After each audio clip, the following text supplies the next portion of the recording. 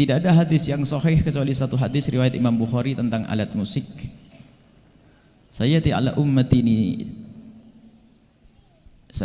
ummati akan datang kepada umatku yahillunal hirra wal khamra wal ma'azif. Mereka itu akan menghalalkan hir, yakni perzinaan, wal khamr wal ma'azif. Lah ma'azif itu apa?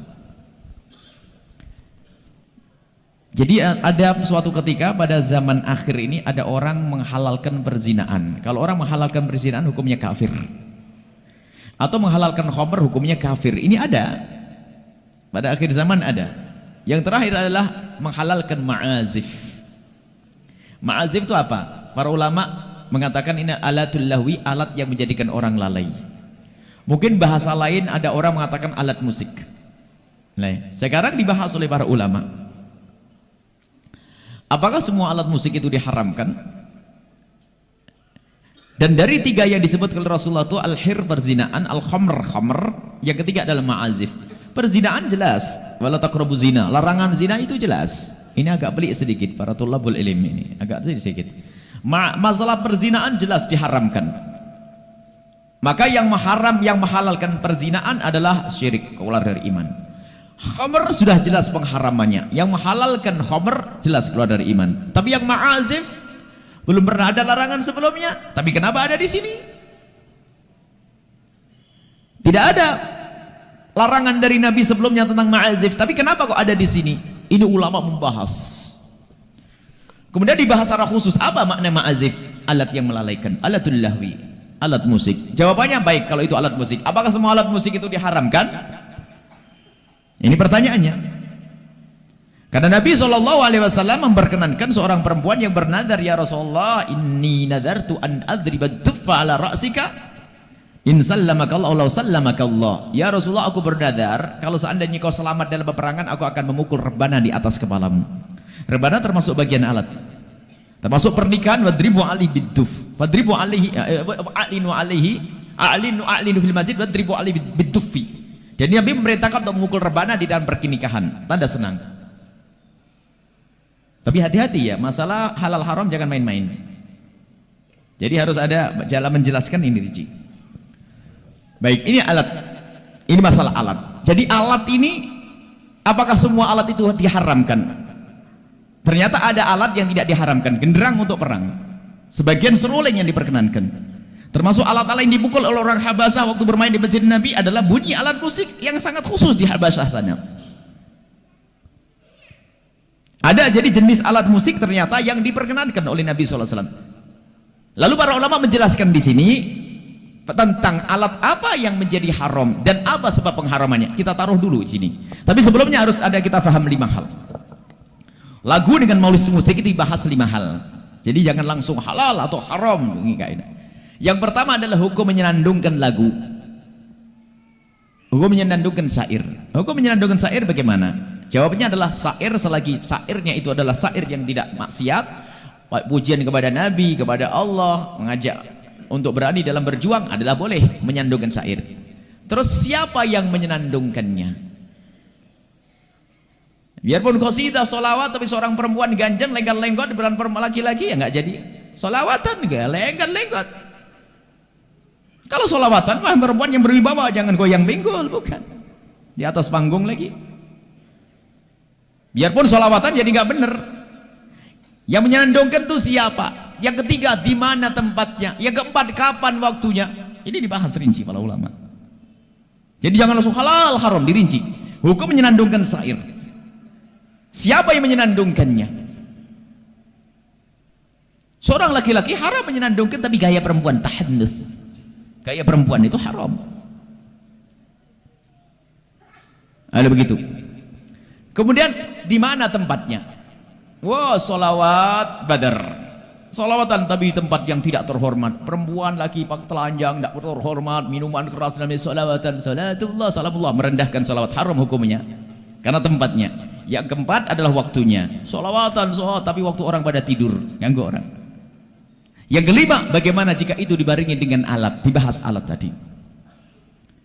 Dan para ulama mengatakan bahasanya disebutkan khamr zina ini jelas haram, kemudian dihalalkan, yang menghalalkan, kemudian orang yang menghalalkan keluar dari iman.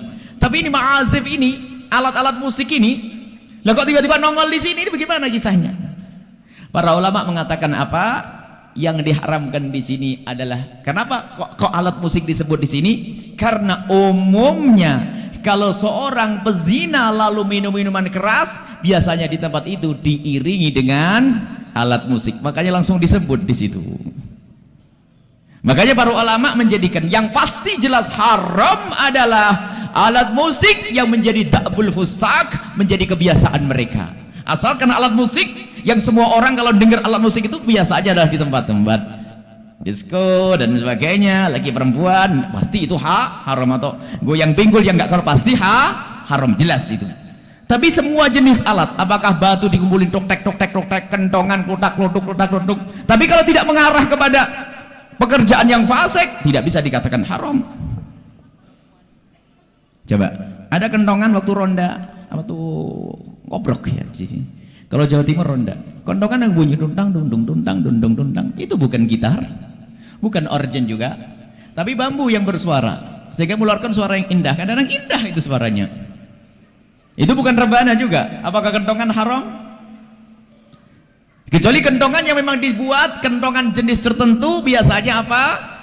Dibunyikan untuk sambil berzina dan minuman keras, maka jadi haram. Maka alat musik yang mutlak diharamkan adalah alat musik yang menjadi da'bul fusak, yang menjadi kebiasaannya orang fasik. Adapun alat-alat musik yang tidak menjadi kebiasaan orang fasik, misalnya di sebuah daerah Anda menemukan sebuah alat musik, itu hanya tradisional untuk melatih perang, untuk semangat belajar ini, selagi tidak menjadi kebiasaan orang mabuk berzina, maka bukan termasuk sesuatu yang diharamkan. Apakah itu dianjurkan? Oh bukan. Bagaimana jika ada sholawat dibarengi dengan rebana dan sebagainya? Ada rebana diajarkan. Atau mungkin alat musik yang lainnya, yang penting bukan alat musik yang menjadi kebiasaannya orang ahli maksiat. Selagi bukan kebiasaan ahli maksiat, maka ketahuilah bahwasanya itu bukan sesuatu yang mutlak diharamkan tadi. Sebab sudah diketahui alat jenis musik tertentu yang sudah dipakai untuk pemabuk dan sebagainya. Bahkan ini adalah menjadi syiarnya orang fasik, haram itu alat musik. Tapi kalau alat musik yang di situ tidak menjadi ciri khasnya orang fasik, orang ahli maksiat, maka termasuk masuk bab yang mubah, diperkenankan. Kalau dibarengi dengan satu syair-syair yang baik, maka bukan satu yang terlarang, asalkan memenuhi syarat yang 5 tadi. Akan tapi apakah itu dianjurkan? Apakah dianjurkan? Oh, mendengar hal-hal yang semacam itu bukan suatu yang dianjurkan, karena bisa menjadikan kita lupa. Kalau melupakan kewajiban menjadi haram. Jadi ada marhalah irsyad, fatwa itu halal haram. Tapi kalau masalah petunjuk, lah santri seharusnya tidak banyak dengar yang demikian itu. Santri tugasnya belajar, ahli zikir ngapain perlu alat-alat musik. Tapi ada sebagian orang yang dia masih dalam mau hijrah dari musik-musik yang nggak karu-karuan, lalu menuju kepada alat-alat musik yang tidak mutlak haramnya, itu hijrah. Pada akhirnya pengen sholawat sendirian. Jadi hukumnya semacam itu. Alat musik asalkan bukan menjadi ciri khasnya orang fasik, asalkan di saat Anda mendengar tidak kebayang kekafiran atau kefasikan, perzinaan dan sebagainya, maka itu adalah jenis alat musik yang bukan mutlak diharamkan tadi. Bahkan bisa ini itu adalah masuk pada alat musik yang diperkenankan. Sehingga ada seorang alim besar, seorang sufi besar, Syekh Abdul Ghani An-Nabulsi, beliau menamai Idahud Dalalat, Fisama'il Alat, dia menjelaskan, beliau adalah seorang sufi. Jangan biasanya orang yang anti musik itu lalu sudah urusan sufi itu, masya Allah, orang sufi diantum. Abdul Ghani An-Nabulsi itu yang punya sholawat yang masyhur itu, Salatum Bisalamin, itu adalah ada Syekh Abdul Ghani An-Nabulsi, seorang sufi besar, dan dia adalah pecinta Nabi yang luar biasa, memilah dengan jelas tentang alat musik.